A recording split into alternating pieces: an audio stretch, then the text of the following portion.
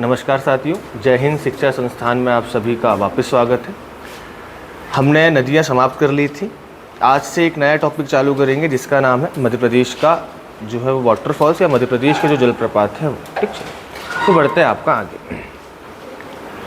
देखिए, जलप्रपात केवल अधिकांश नॉर्मल इम्पॉर्टेंट अगर हम बात करें प्रीलिम्स के हिसाब से है, मेंस में कभी वाटरफॉल नहीं आते, और अगर आएंगे तो संभावना है कि एक या दो वाटरफॉल आपके मुश्किल से आ जाए, जिसमें आप कुछ 3 मार्कर में लिख सकते हैं, बाकी कुछ बहुत ज़्यादा इम्पॉर्टेंट नहीं है ना।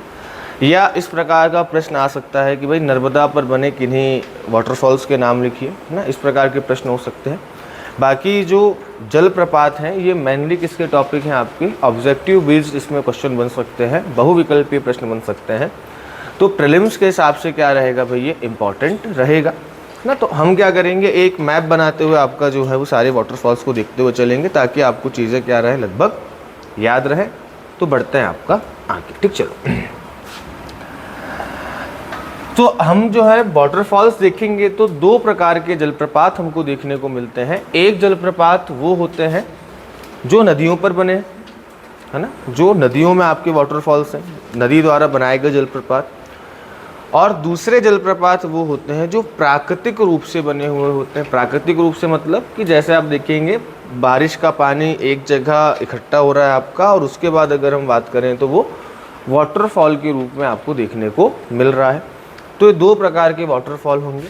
हम सबसे पहले क्या करते हैं, सबसे पहले मध्य प्रदेश के जो महत्वपूर्ण नदियों पर पड़ने वाले वाटरफॉल हैं उन वाटरफॉल्स को देख लेते हैं, और उसके बाद फिर हम क्या करेंगे भाई, आपका आगे बढ़ेंगे। ठीक, चलिए।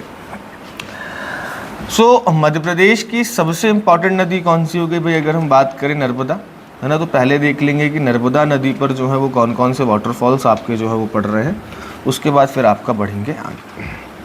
ठीक, एक हो गई आपकी नर्मदा। दूसरा अगर हम बात करें तो दूसरी नदी आपकी कौन सी हो जाएगी, चंबल। ठीक, चलिए। तो दूसरी नदी जो है वो चंबल हो गई, जिसमें आपको वाटरफॉल देखने को मिलेंगे, है ना। तो महत्वपूर्ण रूप से पहले इन 2 नदियों की वाटरफॉल देखते हैं, उसके बाद जो है हम आगे के वाटरफॉल देखेंगे। मैंने आपको आगे जो है वो लिस्ट देकर रखी हुई है लगभग सारे वाटरफॉल्स की, तो आप यहाँ से जो है वो पूरे वाटरफॉल्स देख सकते हैं, नर्मदा के, है ना, चंबल के, फिर आपके जो बीहड़ सेलर जो प्राकृतिक है वो सारे इसमें आपके लिखे हुए हैं।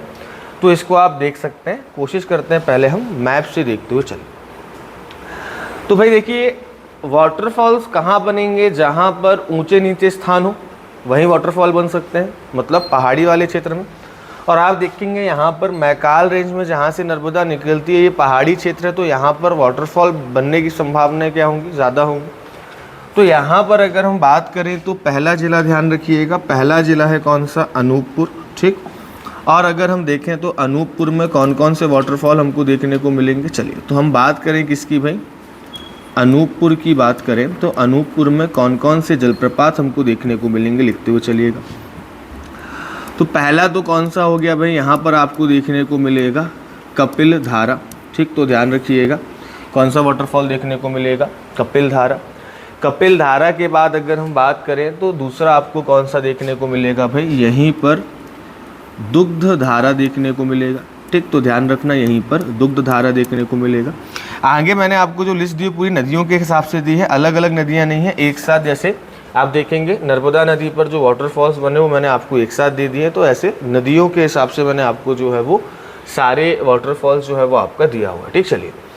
फिर अगर हम बात करें तो यहीं पर आपका जो अनूपपुर है, यहीं पर क्या हो जाएगा, आपका शंभू धारा हो जाएगा। ठीक, ध्यान रखना, यहीं पर एक वाटरफॉल हो गया शंभू धारा। यहीं पर हो जाएगा लक्ष्मण धारा वाटरफॉल, है ना, लक्ष्मण धारा। यहीं पर अगर आप देखेंगे तो पंचधारा वाटरफॉल हो जाएगा। ठीक, तो ध्यान रखना यहीं पर पंचधारा वाटरफॉल हो गया।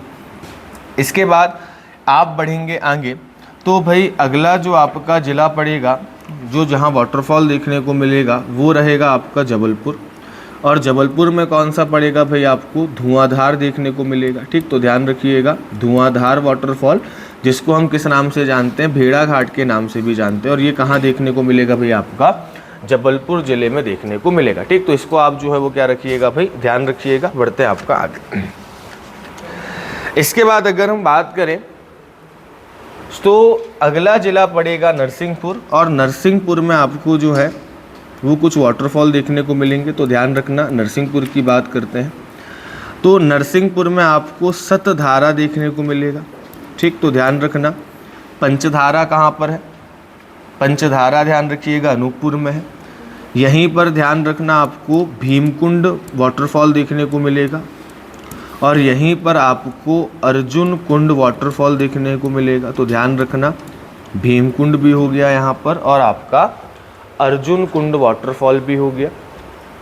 बढ़ेंगे आप आगे तो भाई आपको जो है वो अगला देखने को मिलेगा कहाँ पर, खंडवा वाले क्षेत्र में, है ना। और खंडवा वाले क्षेत्र में अगर हम बात करें तो 2 वाटरफॉल आपको देखने को मिलेंगे।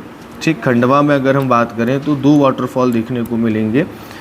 एक हो जाएगा आपका मंधाता फॉल्स, और दूसरा अगर हम बात करें तो दूसरा आपको देखने को मिलेगा दर्दी फॉल्स। ठीक, तो ध्यान रखिएगा, मंधाता और दर्दी की अगर हम बात करें तो ये कहाँ देखने को मिलेंगे भाई, आपको खंडवा वाले क्षेत्र में देखने को मिलेंगे। हरदा से जब आप खंडवा की ओर जाएंगे तब। इसके बाद आगे बात करें तो अगला वाटरफॉल जो है वो कहाँ देखने को मिलेगा भाई, खरगोन में देखने को मिलेगा। और खरगोन में आपका क्या है भाई, महेश्वर है, और महेश्वर में आपको देखने को मिलेगा कौन सा भाई, सहस्त्रधारा देखने को मिलेगा। तो ध्यान रखिएगा, अगर हम बात करें तो महेश्वर में कौन सा देखने को मिलेगा, आपको सहस्त्रधारा वाटरफॉल देखने को मिलेगा। ठीक, चलिए तो ध्यान रखना, खरगोन है, खरगोन में महेश्वर, और महेश्वर में कौन सा भाई, आपको सहस्त्रधारा वाटरफॉल देखने को मिलेगा।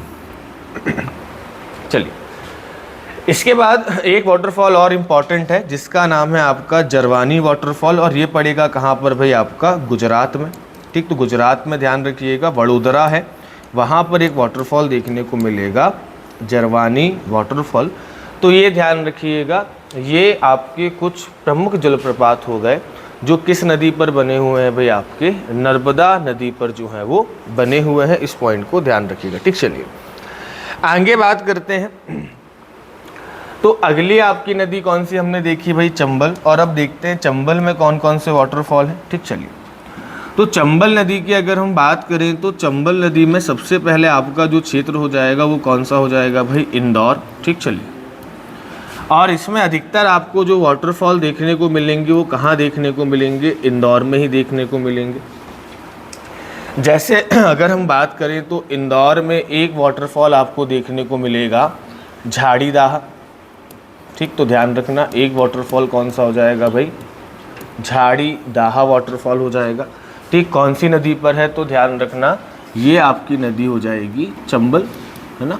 और ये नदी कौन सी है भाई, अगर हम बात करें तो ये नदी है आपकी नर्मदा। ठीक, चलिए तो ये ध्यान रखिएगा, नर्मदा पर, और दूसरा हमने देखा किस पे, आपका चंबल पर। ठीक, चंबल में अगर हम बात करें आपका आगे, तो चंबल में आपको कुछ वाटरफॉल आपको और देखने को मिलेंगे। जैसे एक वाटरफॉल इंदौर में और देखने को मिलेगा जिसका नाम है शीतला माता।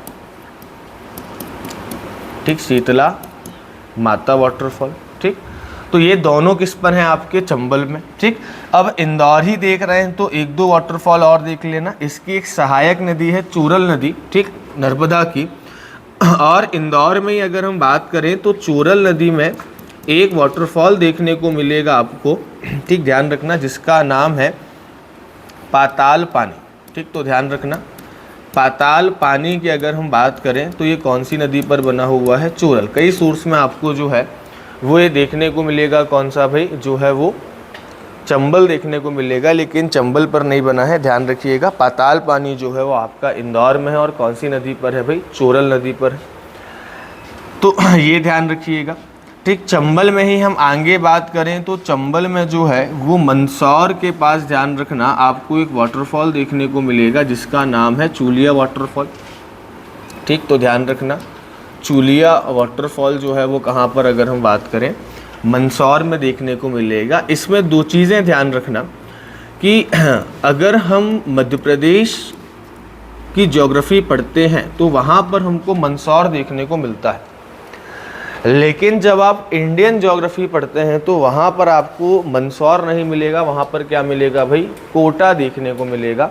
तो ध्यान रखना कि इसका ऑप्शन मंदसौर भी हो सकता है और कोटा भी हो सकता है। अब ये निर्भर करता है प्रश्न में विकल्प कौन सा है, और अगर दोनों आ गए तो भाई प्रेफर कीजिएगा कि हम क्या लगाएं भाई आपका इंडियन ज्योग्राफी, क्योंकि भाई उसका हमारे पास सोर्स है, तो उसके हिसाब से आप कोटा भी लगा सकते हैं अगर दोनों में से कोई एक लगाना हो ना। बाकी फिर वो निर्भर करता है कि क्या आंसर सही माना जाएगा। ठीक, चलो तो ये ध्यान रखिएगा। आगे अगर हम बात करें तो यहीं पर इंदौर में आपके जो है हमने वाटरफॉल देख ली, बाकी कुछ प्राकृतिक जलप्रपात हैं तो प्राकृतिक को हम बाद में देखेंगे। जलप्रपात बहुत सारे एक मैप में आ नहीं पाएंगे, तो एक मैप में हम मेनली अभी नदियों वाले देख ले रहे हैं और उसके बाद हम प्राकृतिक देखेंगे। ठीक, चलिए अगली जो नदी है मध्य प्रदेश में इंपॉर्टेंट, वो कौन सी हो जाएगी भाई आपका टोंस नदी। ठीक, और अधिकतर वाटरफॉल जो आपको मध्य प्रदेश के जो फेमस है वो टोंस और टोंस की सहायक नदियों पर क्या है भाई आपके बने हुए हैं। ठीक, चलिए तो ध्यान रखना। अगर हम बात करें तो भाई जैसे टोंस की एक सहायक नदी है जिसका नाम है सेलर नदी। ठीक, तो टोंस की ध्यान रखिएगा एक सहायक नदी है जिसका नाम क्या हो जाएगा, सेलर नदी हो जाएगा। ठीक, चलो तो ध्यान रखना टोंस की एक सहायक नदी जिसका नाम क्या है, सेलर। ठीक, चलिए ऐसी हम देखेंगे कि भाई टोंस की एक और सहायक नदी है जिसका नाम क्या है भाई आपका बीहड़ नदी है। ठीक, तो ध्यान रखिएगा कि अगर हम बात करें इसी की एक सहायक नदी कौन सी हो जाएगी आपकी, बीहड़ नदी हो जाएगी। ठीक, बीहड़ नदी है, महान नदी है, बहुत सारी नदियां हैं, तो ध्यान रखना एक सहायक नदी कौन सी हो गई भाई, बीहड़ हो गई। अब यहाँ पर आपको इस टोंस नदी या टोंस रिवर सिस्टम में आपको जो है वो क्या मिलेंगे भाई, बहुत सारे वाटरफॉल देखने को मिलेंगे। जैसे अगर हम बात करें टोंस की आप बात करें तो टोंस नदी में आपको एक जलप्रपात देखने को मिलेगा जिसका नाम है पूर्वा वाटरफॉल। ठीक, तो ध्यान रखना रीवा में ही अगर हम बात करें तो मेनली किस नदी पर भाई आपका, टोंस नदी पर आपको वाटरफॉल देखने को मिलेगा जिसका नाम क्या रहेगा भाई आपका पूर्वा जलप्रपात, और ये कहाँ पर रहेगा भाई, रीवा में। ठीक, तो ध्यान रखना पूर्वा वाटरफॉल कहाँ रहेगा आपका, रीवा जिले में रहेगा। ठीक, चलिए तो पूर्वा मेनली ध्यान रखना कहाँ पर है भाई आपको, इसको पूर्वा कहा जाता है और इसको जो है पूर्वा भी कहा जाता है। तो दोनों में से कोई भी आपका नाम है, पूर्वा आ जाए या पूर्वा आ जाए, दोनों नाम आप ध्यान रखना, दोनों क्या है भाई आपका जो है वो एक ही नाम है। ठीक, चलिए तो ये चीज़ ध्यान रखना। बढ़ते हैं आपका आगे। ठीक, चलिए आगे अगर हम बात करें तो भाई सेलर नदी जो है वो आपका किस में आकर मिलती है, बीहड़। तो बीहड़ और सॉरी इसमें थोड़ा सा अगर आप चेंज कर सकें आपके मैप में, ये नदी बीहड़ को हटा के इसको हम दूसरा लिख लेंगे। ठीक, चलिए मेनली अगर हम बात करें तो बीहड़ नदी जो है उसकी सहायक नदी कौन सी हो जाएगी आपकी, सेलर। ठीक, तो ध्यान रखना एक नदी यहाँ पर लिख लेना बीहड़, और बीहड़ में कौन सा वाटरफॉल है भाई अगर हम बात करें तो ध्यान रखना बीहड़ नदी पर आपका जो है वो चचाई वाटरफॉल है, तो लिख लीजिएगा बीहड़ पर कौन सा हो जाएगा भाई आपका, चचाई वाटरफॉल हो जाएगा। तो ध्यान रखना बीहड़ में आपका चचाई वाटरफॉल एक हो जाएगा। चलिए तो बीहड़ में है ना, जगह नहीं है तो थोड़ा सा एडजस्ट करके आप समझ लीजिएगा, बाकी आप चाहे तो डिटेल में वो नोट्स अपने जो देख के बना सकते हैं। ठीक, तो ध्यान रखिएगा बीहड़ पर कौन सा है भाई, चचाई वाटरफॉल है ये, और ये मध्य प्रदेश के सबसे ऊंचे वाटरफॉल्स में से क्या है भाई आपका एक है। इस पॉइंट को आप जो है वो ध्यान रखिएगा। ठीक, चलिए आगे बढ़ते हैं। यहीं पर अगर हम बात करें तो आपको बहुत सारे जलप्रपात अगर हम देखें रीवा वाले क्षेत्र में, चचाई हो गया, केवटी हो गया, बहुटी हो गया, पियावन हो गया, ऐसे बहुत सारे वाटरफॉल देखने को मिलेंगे। तो पहले कहीं साइड में नोट डाउन कर लो कौन कौन सी नदी पर कौन कौन से वाटरफॉल हैं, फिर उसको हम क्या कर लेंगे भाई आपका मैप में बना लेंगे, क्योंकि यहाँ पर आपकी नदियाँ छोटी छोटी बहुत सारी है, तो हो सकता है आपके मैप में ठीक से ना बना पाए, है ना। तो एक साइड कहीं पहले नोट डाउन कर लो कि कौन कौन सी आपकी इस क्षेत्र में जो है वो वाटरफॉल है। तो हमने देखा कि टोंस पर कौन सा है भाई आपका जो है वो पूर्वा वाटरफॉल हो गया। ऐसे ही चचाई किस पर हो जाएगा भाई आपका, बीहड़ पर हो जाएगा, ध्यान रखिएगा।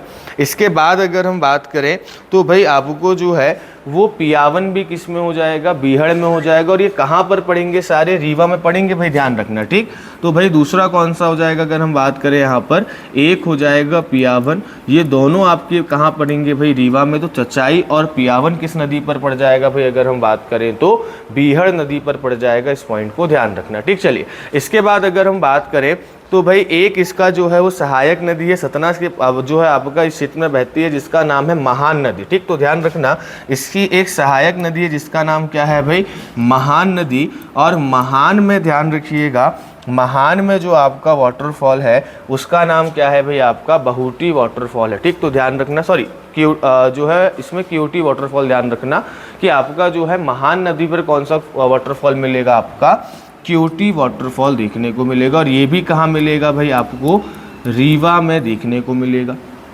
ठीक, तो महान नदी पर ध्यान रखिएगा क्यूटी वाटरफॉल। ठीक, और कहाँ पर है अगर हम बात करें तो भाई आपका रीवा में देखने को मिलेगा। तो भाई चचाई ध्यान रखिएगा, क्यूटी ध्यान रखिएगा, पियावन ध्यान रखिएगा। इसके बाद अगर हम बात करें तो भाई आपका सेलर नदी है, सेलर नदी में आपको जो है वो बहुटी वाटरफॉल देखने को मिलेगा। तो ये 3 वाटरफॉल बहुत ज़्यादा इंपॉर्टेंट है, ध्यान रखना। ठीक, क्यूटी, बहुटी और अगर हम बात करें आपका चचाई वाटरफॉल, ये तीनों आपके क्या है भाई, बहुत इंपॉर्टेंट वाटरफॉल है। और इसमें अगर हम बात करें तो भाई बहुटी वाटरफॉल ध्यान रखिएगा, कई जगह पर चचाई वाटरफॉल देखने को मिलता है, लेकिन इसकी ऊंचाई जो है वो कितनी है भाई, आपका 130 मीटर है। और जबकि आपका जो बहुटी है इसकी ऊंचाई 198 मीटर है। तो भाई ध्यान रखना मध्य प्रदेश का सबसे ऊंचा वाटरफॉल कौन सा हो जाएगा, बहुटी वाटरफॉल हो जाएगा। ठीक, तो ये यहाँ पर जो आपके रीवा वाले क्षेत्र हैं यहाँ पर ध्यान रखिएगा,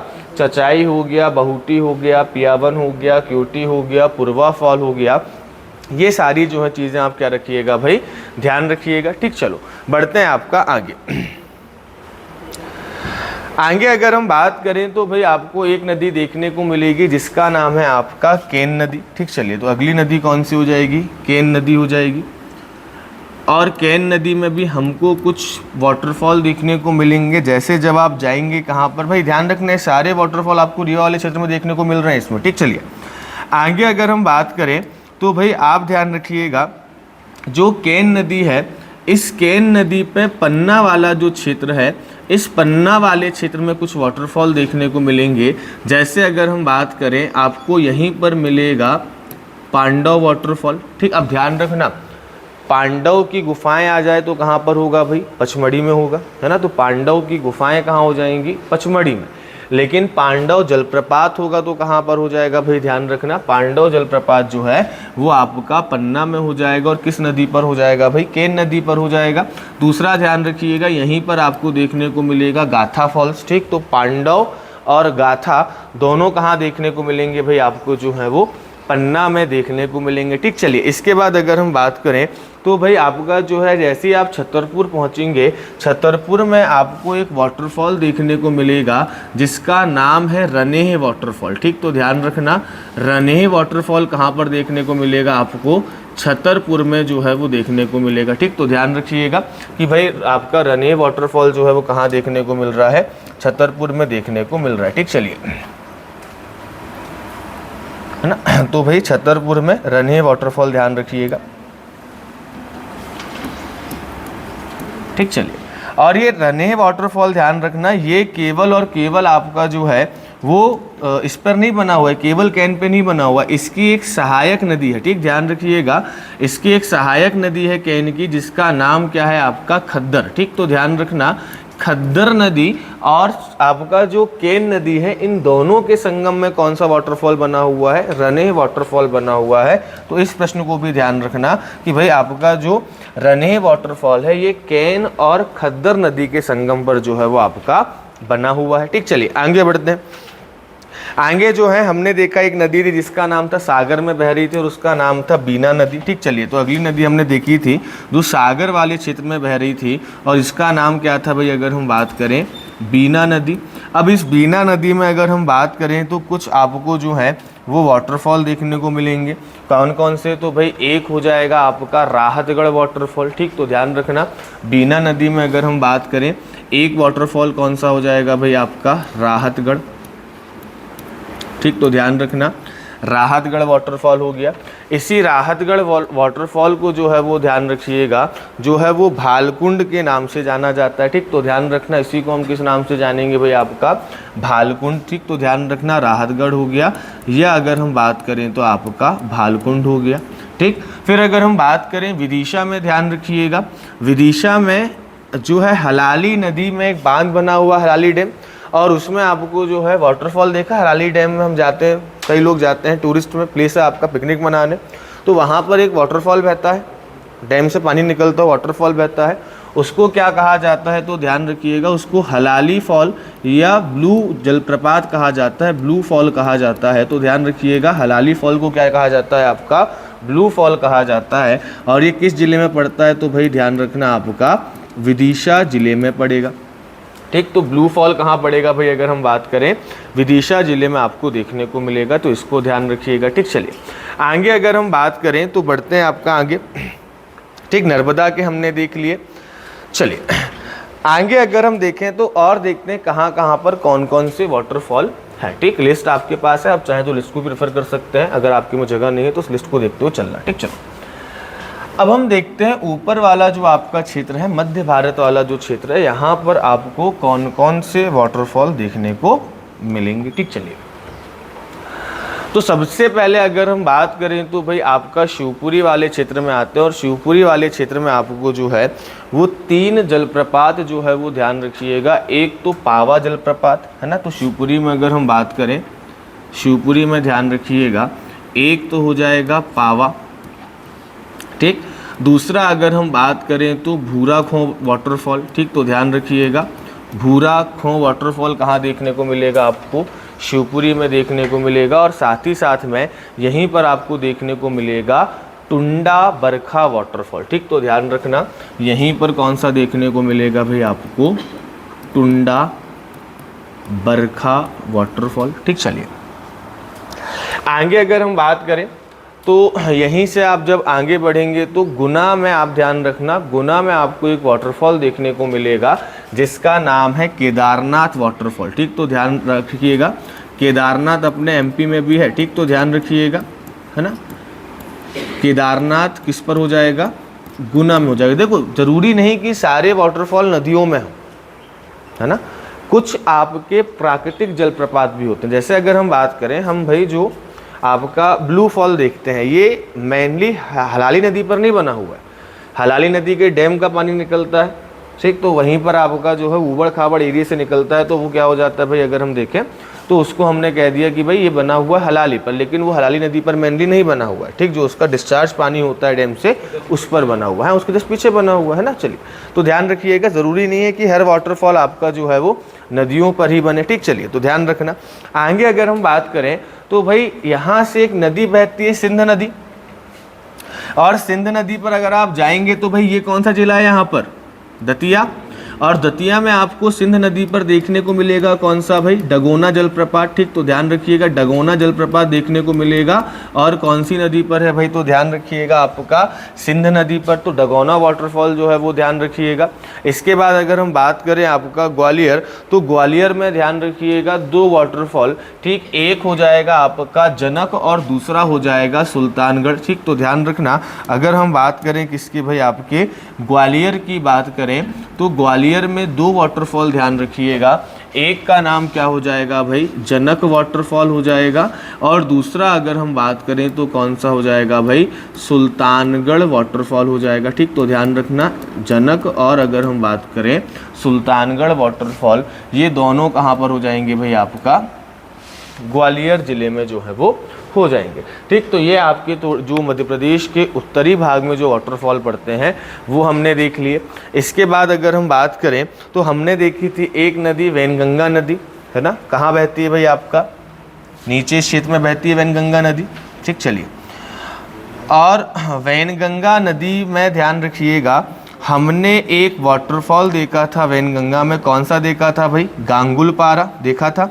तो वैनगंगा नदी पर एक वाटरफॉल ध्यान रखिएगा, कौन सा भाई, आपका गांगुलपारा वाटरफॉल है। और ये गांगुलपारा कहाँ पर है, तो भाई ध्यान रखिएगा, आपका बालाघाट जिले में पड़ेगा। ठीक, तो गांगुलपारा भी ध्यान रखिएगा, गांगुलपारा कहाँ पड़ेगा, आपका बालाघाट जिले में जो है वो पड़ेगा। इस पॉइंट को जो है वो ध्यान रखिएगा। बढ़ते हैं आपका आगे। ठीक, चलिए आगे अगर हम बात करें तो भाई आपका इसकी एक सहायक नदी है वैनगंगा की, जिसका नाम है मलधर नदी। ठीक, तो ध्यान रखना इसकी एक सहायक नदी है जिसका नाम क्या हो जाएगा भाई आपका मलधर नदी। ठीक, तो ध्यान रखना मलधर नदी जो है इसकी क्या हो जाएगी भाई सहायक नदी हो जाएगी। ठीक, चलिए मलधर नदी। चलो,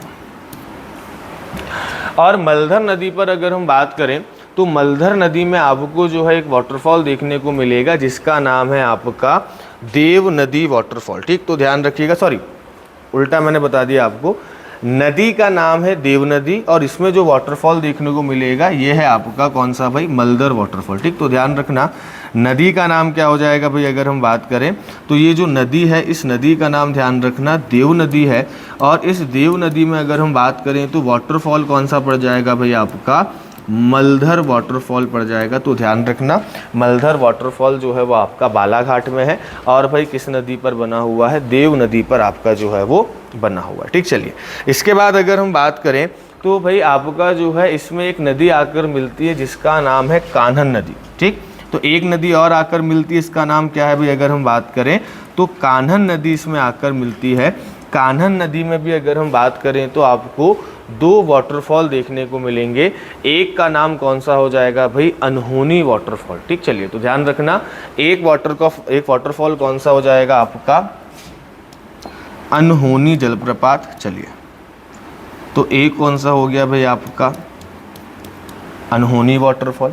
ठीक, और ये अनहोनी आपका फेमस वाटरफॉल है, इसको ध्यान रखिएगा। ठीक, चलिए तो अनहोनी खानन नदी पर है और कहाँ पर है भाई आपका छिंदवाड़ा जिले में। ठीक, तो उसमें लिख लीजिएगा कौन से ज़िले में है तो भाई आपका जो है वो छिंदवाड़ा ज़िले में जो है वो अनहोनी वाटरफॉल है, इस पॉइंट को ध्यान रखिएगा। ठीक, इसके बाद इसी नदी पर कान्हन पर ही अगर हम बात करें तो एक वाटरफॉल आपको और देखने को मिलेगा जिसका नाम है आपका जो है कुकरी खापा वाटरफॉल। ठीक, तो ध्यान रखना एक वाटरफॉल और ध्यान रखिएगा जिसका नाम क्या हो जाएगा कुकरी खापा। ठीक, तो कुकरी खापा वाटरफॉल ध्यान रखना है ना, ये आपका जो है ये भी कान्हन नदी पर हो जाएगा, इसको ध्यान रखिएगा।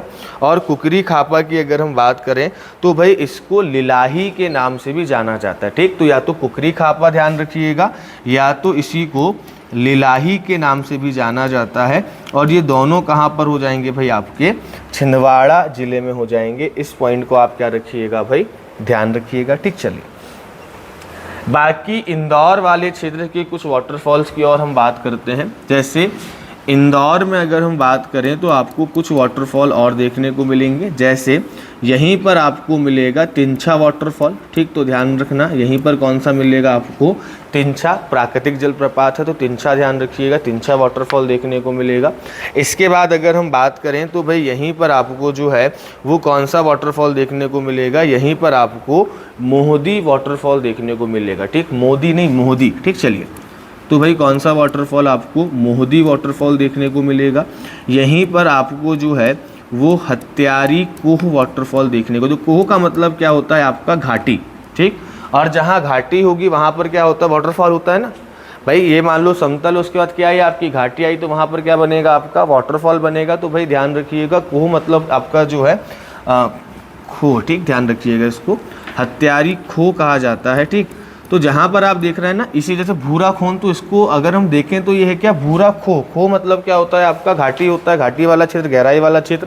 तो ध्यान रखिएगा कि भाई अगर हम देखें तो भाई हत्यारी खो, मोहदी खो और अगर हम बात करें तिंछा वाटरफॉल, ये हमको कहाँ देखने को मिल रहा है इंदौर में। साथ ही साथ में जाड़ी दाहा हो गया, पाताल पानी हो गया, शीतला माता हो गया, ये कहाँ देखने को मिल रहे हैं भाई हमको इंदौर में देखने को मिल रहे हैं। तो पहले इसको एक बार बना लीजिए फिर बढ़ते हैं आपका आगे। ठीक, चलिए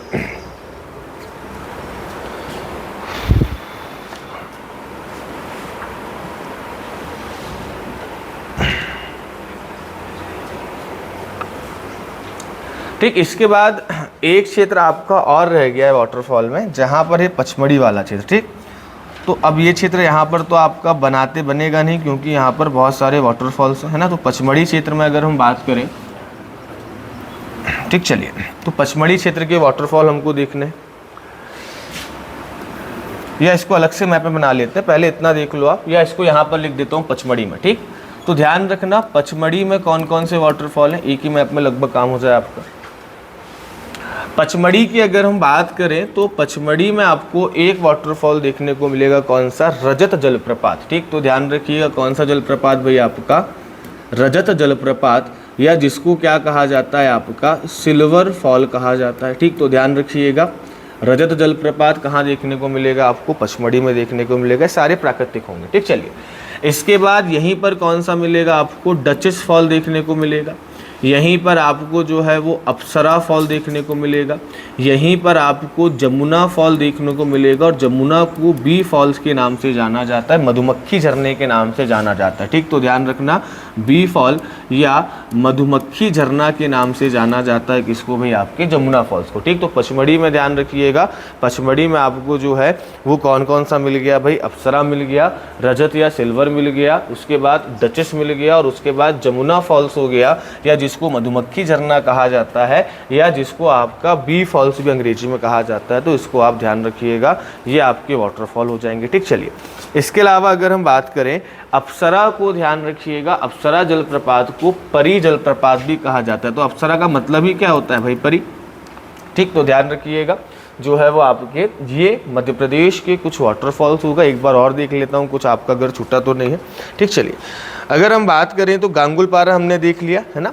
एक चीज़ और ध्यान रखना, ये जो लिलाही है इसका एक नाम और ध्यान रखना, धनोरा। ठीक, चलो तो इस लिलाही का एक नाम और ध्यान रखिएगा, कौन सा भाई, धनोरा वाटरफॉल। ठीक, तो अब यहाँ पर ध्यान रखना कि भाई चाहे आपको क्या आ जाए, चाहे आपको जो है वो कुकरी खापा आ जाए, ठीक, चाहे आपको क्या आ जाए, लिलाही आ जाए, चाहे कौन सा आ जाए भाई, धनोरा आ जाए।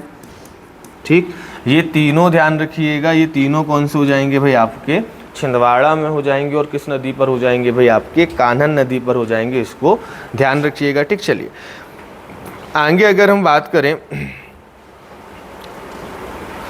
तो इंदौर में एक और ध्यान रखना, गिदिया खो। ठीक, तो इंदौर में गिदिया फॉल्स भी है, ये भी ध्यान रखिएगा।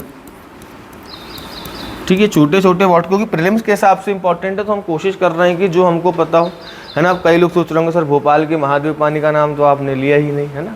चलिए दो, क्या होता है कि जैसे मान लो हम इम्पॉर्टेंट मंदिर पढ़ रहे हैं, और आपको ऐसा लगता है कि आपकी कॉलोनी में एक शिव जी का मंदिर बना हुआ है और सारी शक्तियाँ वहाँ समाई हुई हैं, तो अपने अपने नोट्स में लिख लो, है ना, कि मेरे घर के बगल वाला शिव मंदिर, है ना, या पंचमुखी हनुमान मंदिर भोपाल, तो ऐसे भी लिख सकते हैं। तो आप स्वतंत्र हैं उसके लिए ना, वरना बोलो सर हमारे यहाँ भी तो जो है वो एक वाटरफॉल बन जाता है बारिश समय में, तो बोलो उसका नाम तो आपने लिखा नहीं, हमारे तो रोड के ऊपर से पानी बहता है, तो वो वाटरफॉल आपने लिखा ही नहीं।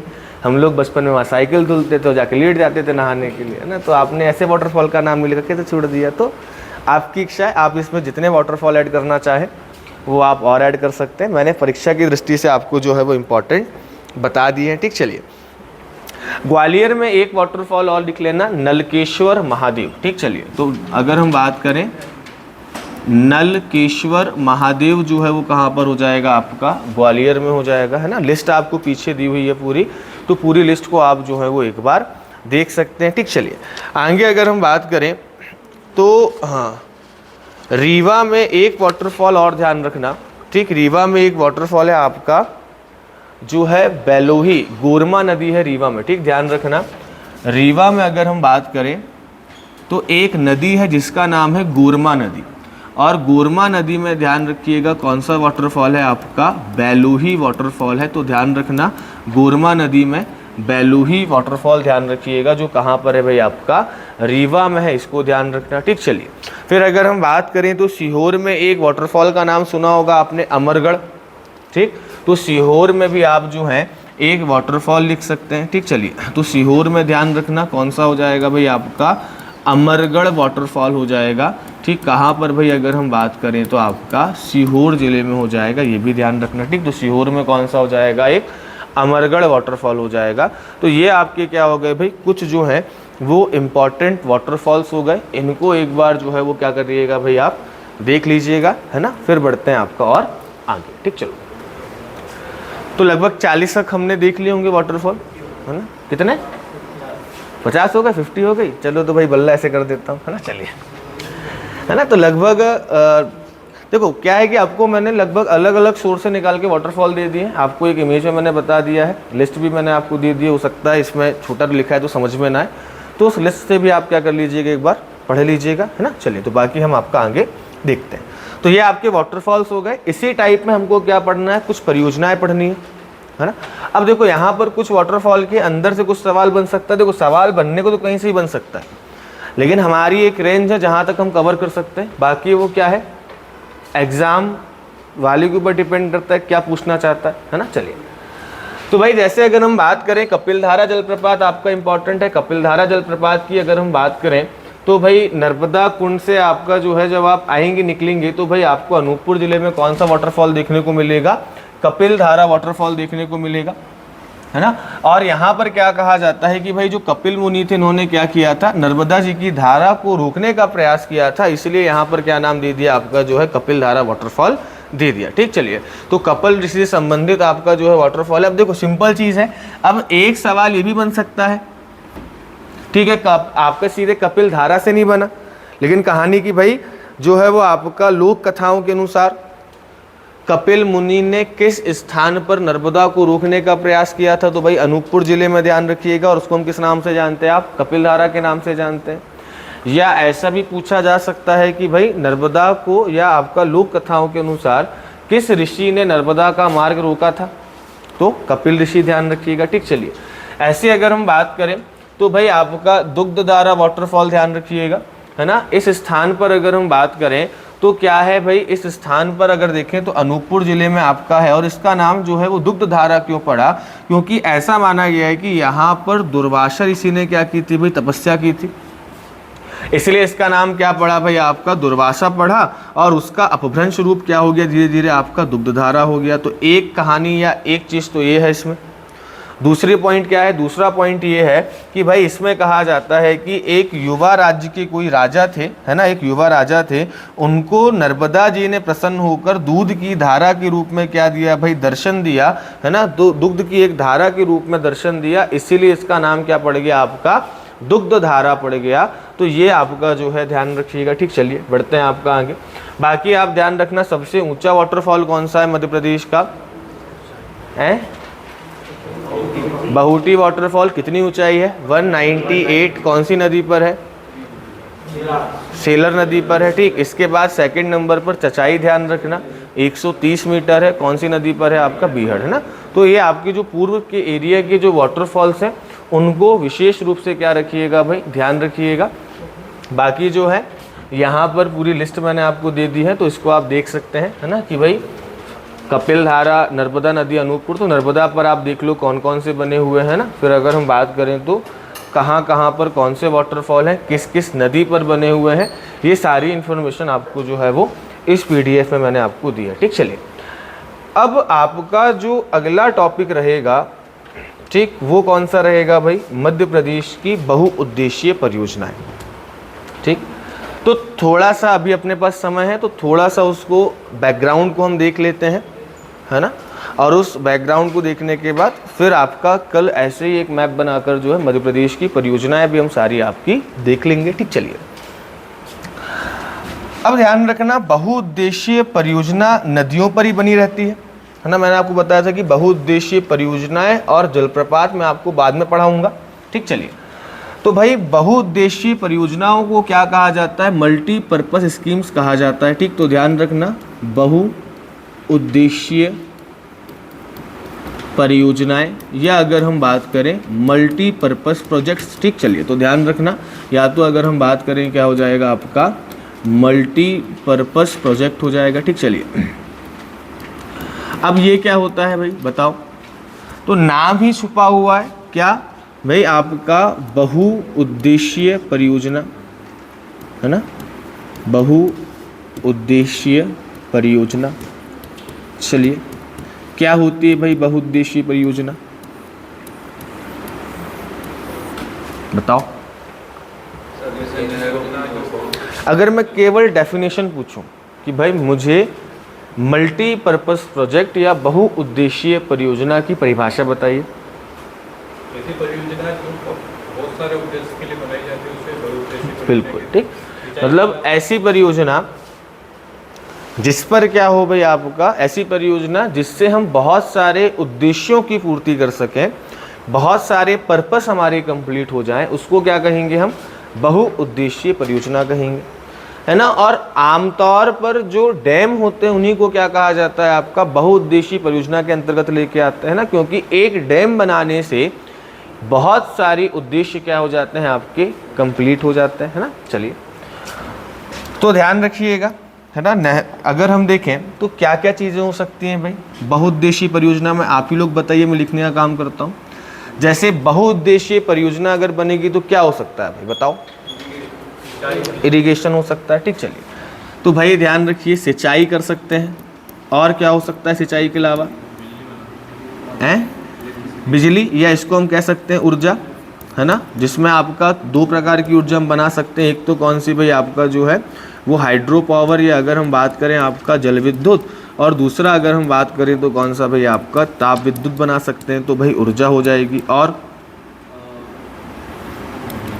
हाँ भाई जल्दी बताओ, क्लास ऑनलाइन चल रही है, इसमें तो ऐसा अपन टाइम नहीं ले पाएंगे हैं। उद्योगों में प्रयोग कर सकते हैं, बताते चलो, और बताओ। ठीक है, उद्योग हो गया, ठीक, वाटर रिचार्ज हो गया, ठीक। इसको मैं आपको क्या शब्द लिखेंगे वो बताऊंगा आगे, और बताओ और क्या हो सकता है। अरे थोड़ा तेज बोलो। टूरिज्म हो सकता है, अच्छा तुम पहले पढ़े हो लगता है, इसीलिए तुम मुझे बता रहे हो, ठीक। पर्यटन की दृष्टि से नेहरू जी ने इनको क्या कहा था, आधुनिक मंदिर कहा था। जैसे क्या था, दो चीज़ों में कह सकते हैं, है ना। आधुनिक मंदिर हो सकता है दो परिप्रेक्ष्य में कहा हो।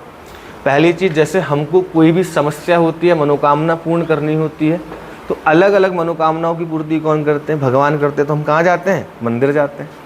तो वैसे ही अभी ये क्या कर रहे हैं, आपके बहुत सारे उद्देश्यों की पूर्ति कर रहे हैं। या ऐसा भी हो सकता है कि वो तुम लोगों को जानते हो कि आने वाली पीढ़ी कैसी हो सकती है।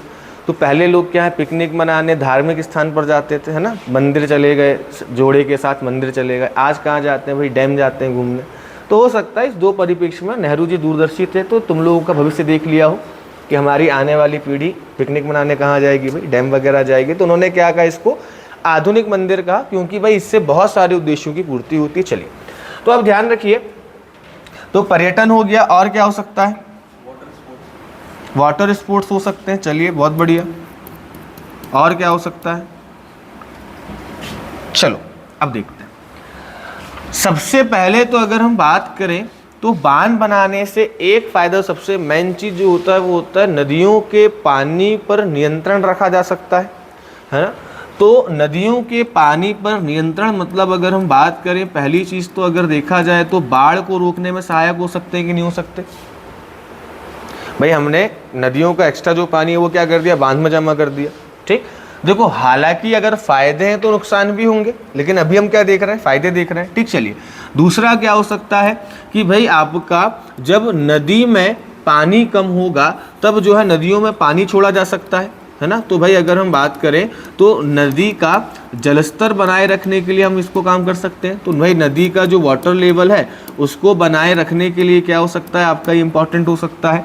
सिंचाई के लिए इंपॉर्टेंट हो सकता है, ऊर्जा हो गया, उद्योग हो गया, पर्यटन हो गया, स्पोर्ट्स हो गया। इसके बाद अगर हम बात करें तो क्या मत्स्य पालन इसमें किया जा सकता है, किया जा सकता है कि नहीं किया जा सकता भाई, है ना। हाँ उद्योग में आ सकते हैं। देखो उद्योग में दो चीज़ें हो गई भाई, जैसे कई उद्योगों को पानी सप्लाई होता है उससे, है ना। और कहीं ना कहीं मत्स्य पालन आपका प्राइमरी, मत्स्य पालन वैसे देखा जाएगा तो आपका कृषि में आएगा, है ना। लेकिन हम देखें तो भाई इसको अलग से हम देख रहे हैं, क्योंकि भाई डैम में आपका स्पेशली क्या किया जा सकता है, मत्स्य पालन किया जा सकता है ना। जैसे अभी आपने देखा होगा भाई ऊर्जा में एक चीज़ और आप ऐड कर सकते हैं। जैसे अभी ओमकारेश्वर में क्या हो रहा है भाई, आपके जो डैम है उसमें क्या लगाए जा रहे हैं भाई, आपके सोलर पैनल लगाए जा रहे हैं, ठीक। चलिए डैम के माध्यम से और क्या हो सकता है भाई, जलापूर्ति हो सकती है ना। जैसे आप देखेंगे कोलार डैम, वहाँ से पानी आता है पीने को। इंदौर में आप देखेंगे जो है डैमों से, जो खंडवा में आपका इंदिरा सागर बना है, ओमकारेश्वर बांध है, वहाँ से पानी सप्लाई होता है। तो कहीं ना कहीं से जल आपूर्ति या पेयजल की जो आपूर्ति होती है वो होती है। चाहे वो अगर हम बात करें आपका पेयजल हो, है ना, जो आपका पाइपलाइनों के माध्यम से जा रहा हो, चाहे अगर हम बात करें नहरों के माध्यम से जाने वाला पानी, तो ये भी क्या हो रहा है आपका कहीं ना कहीं जल की आपूर्ति कर रहे हैं। ठीक। तो आप देखेंगे इतने सारे काम हो गए, है ना। और उसके बाद अगर मान लो कुछ भी ना कर सको तो एक काम और हो सकता है यहाँ पर जाकर, है ना। ये भी करते हैं हम लोग कि भाई डैम में छलांग लगा दी, हालांकि लिखना मत, है ना, पता चले कि तुम लोग मुझे अंदर करा दो, बोले सर आपने आत्महत्या के लिए उकसाया है ना, इस चक्कर में आपको जेल हो सकती है। ठीक, चलिए, तो आत्महत्या नहीं करना, आत्महत्या के अलावा की जा सकती है ना, लेकिन करना नहीं है ना, लिखना नहीं है ना, वरना तुम लोग को सबसे पहला याद है कि कभी मान लो मेंस में लिखना बहुउद्देशीय परियोजनाओं के लाभ बताइए, तो मुझे पूरा विश्वास है तुम लोग पहली पॉइंट लिख दोगे आत्महत्या यहाँ जाके कर सकते हैं, है ना। तो यहाँ आत्महत्या कर सकते हैं लेकिन करना नहीं है, करना भी नहीं चाहिए, जीवन एक बार मिला है ना। कल मैं एक न्यूज़ पढ़ रहा था, उसमें अभी आप देखेंगे कि हार्ट अटैक की समस्याएं एकदम से बढ़ी हैं, है ना। अब जैसे अभी जो रिसर्च हुआ उसमें कोविशील्ड को भी लोग जिम्मेदार दे रहे हैं, और कहीं ना कहीं से लाइफ साइकिल हमारी ऐसी हो चुकी है कि भाई ये चीज़ें अमूमन हो गई हैं, आपका जो है औसत आयु उतनी ज़्यादा बची नहीं है। और पहले प्राकृतिक औसत आयु होती थी, मतलब बिना दवाई बिना उन सब के लोग प्राकृतिक रूप से जीकर अपनी जीवन को बढ़ाते थे, जीवन आयु उनकी लंबी होती थी। आज के समय में क्या मेडिकल पर टिके हुए, ठीक। अब देखोगे आप, तो कल मैंने एक न्यूज़ पढ़ी कि एक लड़के ने फांसी लगा ली, और फांसी क्यों लगा ली, क्योंकि उसके चेस्ट में पेन हो रहा था। मतलब क्या निकला, है ना। भाई जीवन एक बार मिला है, आनंद लीजिए। हम लोग समाज के चक्कर में कई बार जीवन जीने का तरीका छोड़ देते हैं। अरे भाई समाज कभी भी आपको अच्छा नहीं कहेगा, है ना। जैसे मान के चलो आप तैयारी कर रहे हैं, ठीक, अगर मान लो समाज आपकी सफलता असफलता पर निर्भर करता है ना। मान के चलिए आप तैयारी करने बाहर आए हैं और अगर आप सफल हो गए तो क्या कहेगा समाज, हम तो जानते थे, जो फिर मामा फूफा चाचा होते हैं ना सबसे पहले आएंगे, है ना। हम तो जानते थे ये लड़का जो है इसके अंदर कला छुपी है, ये पहली बार में एग्जाम निकालेगा, हमको तो पता था। भली मन के अंदर क्या हो रहे हो, जो है वो चल रहा हो कि कैसे हो गया, है ना। और नहीं हुआ तो गए थे बाहर पढ़ने, छिछोरापंती कर रहे थे, लड़कीबाजी कर रहे थे, दोस्तों के साथ घूम रहे थे, आज़ादी मिली थी, तो पढ़ाई लिखाई मन कहाँ से लगेगा। अब तुम सोचो चलो हम धार्मिक हो जाते हैं बहुत ज़्यादा, है ना। तो अब धार्मिक हो गए और सफल हो गए तो क्या कहेंगे, बहुत अच्छा व्यक्ति था, भगवान की पूजा पाठ भी करता था, तो भगवान के आशीर्वाद से उसका हो भी गया। और नहीं हुआ तो पूजा पाठ करने थोड़ा पेपर निकलता है, पढ़ने से निकलता है। दिन भर पूजा पाठ देखो तब करता रहेगा, पढ़ेगा लिखेगा नहीं तो भगवान पेपर आके निकलवाएंगे क्या। मान लो तुम्हारा पढ़ते पढ़ते पेट मोटा हो गया, है ना, तो जो क्या इतना पढ़ता था कि दिन भर बैठा रहता था, तो पेट निकला आया, है ना। और अगर नहीं निकला तो दिन भर देखो जब देखो खाना, पेट निकला आया, पढ़ना लिखना है नहीं, है ना। घूम रहे हो या मान लो चीज़ हो गई, तो भाई कई बार तो ऐसा कि सांस लेता था इसलिए एग्जाम नहीं निकला, है ना। तो कई बार ऐसी चीज़ें होती हैं। तो भाई समाज के बारे में आप मत सोचिए, हम लोग कई चीज़ें ऐसी करते हैं जिसका जो हम करना स्वयं से नहीं चाहते लेकिन समाज हमसे करवाता है। जैसे अगर हम बात करें, कोई व्यक्ति ऐसा हो सकता है जो निजी तौर पर मृत्यु भोज के अगेंस्ट हो, ना कि भाई किसी के घर में मृत्यु हुई है तो हम उसको क्या भोज कराएं, लेकिन सामाजिक दबाव या आपके परिवार के लोग होते हैं, है ना, कि नहीं भैया ये करवाना चाहिए, नहीं तो ऐसा है वैसा है, ये नहीं होता, तो हम उस दबाव में क्या करवाते हैं भाई, ये चीज़ें कराते हैं ना। जैसे आप देखेंगे कई युवा आज के टाइम पर शादी विवाह नहीं करना चाहते, लेकिन एक दबाव क्या है, परिवार, अरे परिवार वाले क्या बोलेंगे, घर वाले क्या बोलेंगे, और उनको आना केवल एक ही दिन है ना। शादी में आएंगे, खाना खाएंगे और आपकी होने वाली वाइफ से साल में एक आध दिन मिलेंगे, बाकी किसको झेलना है, दोनों को, पति पत्नी को एक दूसरे झेलना। चलिए, तो ध्यान रखिएगा बहुउद्देशीय परियोजनाएं क्या होती है, समझ में आ गया, है ना। तो किन दोनों का, टूरिज्म हो गया ये, है ना, और जलापूर्ति हो गया आपका, वाटर सप्लाई, फिशरीज हो गया, स्पोर्ट्स हो गया, ठीक। इसके बाद इंडस्ट्री हो गया, एनर्जी हो गया, इरिगेशन हो गया, ठीक। इसके बाद आपका जो है रिवर वाटर लेवल हो गया और फ्लड कंट्रोल हो गया, है ना। तो ये सारी चीज़ें क्या हो गई अगर हम बात करें आपका हो गया, ठीक। चलिए, तो बाकी कल हम आपका एक मैप बनाकर जो है वो बहुउद्देशीय परियोजनाओं की टाइप देख लेंगे। जैसे आप देखेंगे 3 टाइप होते हैं, है ना। लघु सिंचाई परियोजनाएं होती है, माइक्रो इरिगेशन होता है, फिर आपका जो है मध्यम सिंचाई परियोजनाएं होती हैं और एक आपका वृहद सिंचाई परियोजनाएं होती हैं। तो उन तीनों को भी हम कल आपका देखेंगे और साथ ही साथ में जो है आपका एक मैप बनाकर पूरी परियोजनाओं को हम देख लेंगे। तो मिलते हैं आपसे कल। जय हिंद, धन्यवाद।